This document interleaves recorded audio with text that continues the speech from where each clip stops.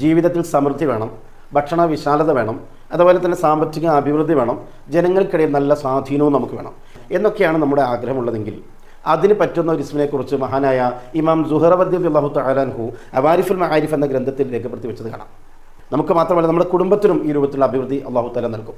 അതിൽ നാം ചെയ്യേണ്ടത് എന്താണെന്ന് ചോദിച്ചാൽ അസ്മാഉൽ ഹുസ്നയുടെ 95-ാമത്തെ ഇസ്മുണ്ട് ബദിയ എന്നാണ് ആ ഇസ്മ. സൃഷ്ടി സംവിധായകൻ എന്നാണ് ആ വാക്കിൻ്റെ അർത്ഥം. ആ ബദിയ എന്ന ഇസ്മിനെ നമ്മൾ ദിവസവും ചൊല്ലിയാൽ മതി. എല്ലാ ദിവസവും ഏത് സമയമെന്ന് കണക്കില്ല, ധാരാളമായി ചൊല്ലുക. ഏറ്റവും കുറഞ്ഞത് 100 പ്രാവശ്യമെങ്കിലും നാം ആ ഇസ്മിനെ പതിവാക്കുക. ഇങ്ങനെ നമ്മൾ ചൊല്ലുകയാണെങ്കിൽ നമുക്ക് ജീവിതത്തിൽ ഒരുപാട് മാറ്റങ്ങൾ കൊണ്ടുവരാൻ കഴിയും. ദിവസവും അത് പതിവാക്കി ചൊല്ലണം. ഒറ്റ ദിവസം മറന്നു പോവാതെ എത്ര ദിവസം എന്ന് കണക്കൊന്നുമില്ല, നമുക്ക് ചൊല്ലാൻ പറ്റുന്ന ദിവസങ്ങളിലൊക്കെ ചൊല്ലുക. അത് ഏറ്റവും കുറഞ്ഞത് 100 പ്രാവശ്യമെങ്കിലും നാം ചൊല്ലുകയും അതിനേക്കാൾ എത്ര നമുക്ക് വർദ്ധിപ്പിക്കാൻ പറ്റുമോ ആ വർദ്ധിപ്പിക്കുന്നതനുസരിച്ച് നമുക്ക് ജീവിതത്തിൽ ഒരുപാട് കാര്യങ്ങൾ, ഒരുപാട് ഗുണങ്ങൾ അല്ലാഹു സുബ്ഹാനഹു വ തആല നൽകുകയും ചെയ്യും. അപ്പോൾ അതുകൊണ്ട് നമ്മൾ സമയം കളയേണ്ട, ഇന്ന് തന്നെ തുടങ്ങാം. യാ ബദിയ